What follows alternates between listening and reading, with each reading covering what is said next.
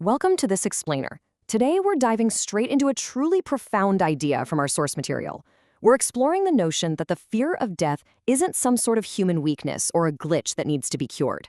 Actually, it's the absolute opposite. It's the very engine of our existence. So let's kick things off with a simple question. Do you truly not fear death?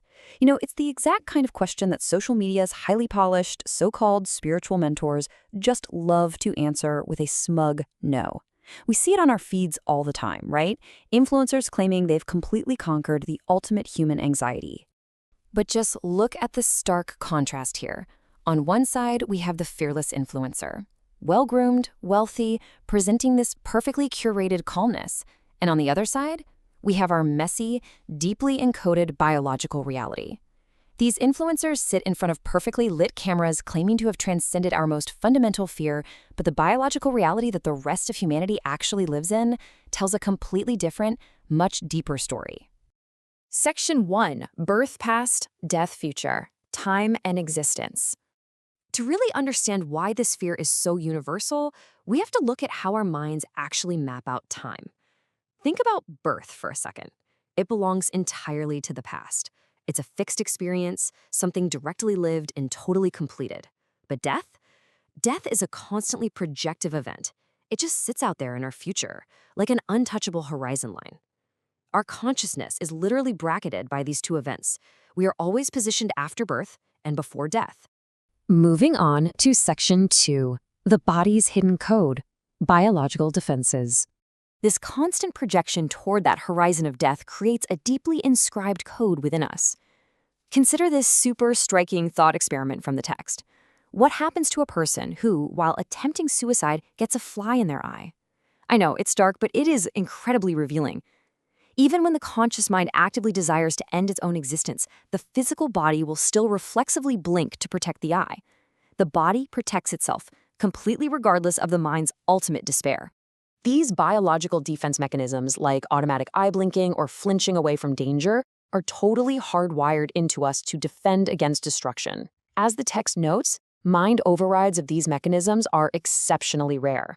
You literally cannot just think your way out of a flinch. The body's absolute, undeniable mandate is survival. Section 3. The madness of fearlessness. The paradox of courage. So, if the body's survival instinct is that automatic, what would it actually take to be completely fearless? Well, according to the author, genuine fearlessness requires 3 profound shifts. Step 1, total liberation from all worldly tethers. Step 2, absolute indifference to conventions and appearances. And step 3, forms of madness in speech and attitude. True absence of fear wouldn't look like a Zen master casually chatting on a microphone. It would look chaotic and completely detached from social reality. As the text brilliantly puts it, the calm, well-groomed facade of the internet guru hides an unlived truth. You certainly do not find raw, chaotic traits of fearlessness in a perfectly dressed influencer who deeply cares about camera angles and status. The absence of fear can be proclaimed to an audience all day long, but in those manicured settings, it is for sure not truly lived. Section 4. The engine of existence. The productive fear. Here's where it gets fascinating. By treating our fear of death like an illness that needs to be cured, we ignore the very thing that makes human life spectacular. The author posits a radical idea. This deep-seated fear is actually a highly productive force. Our need for social connection, our pursuit of status, our drive to create art, our scientific curiosity, literally all of them are ultimately fueled by our struggle against non-existence. We build, we love, and we discover specifically because we know that horizon is out there.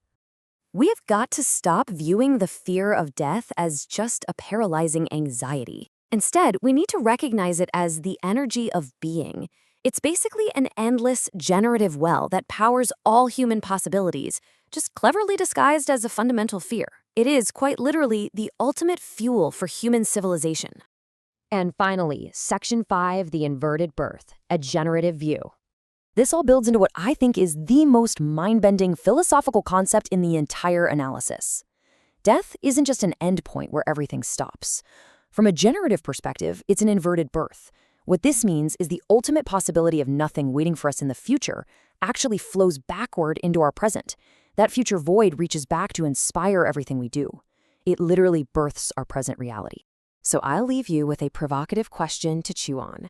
Will you spend your life hiding from the horizon, or will you use its energy to build your present? Now that you know this universal fear isn't a weakness, but actually your ultimate creative engine, how will you harness it today? Thank you so much for joining me for this explainer. Go dive into that energy and let it build something incredible in your life.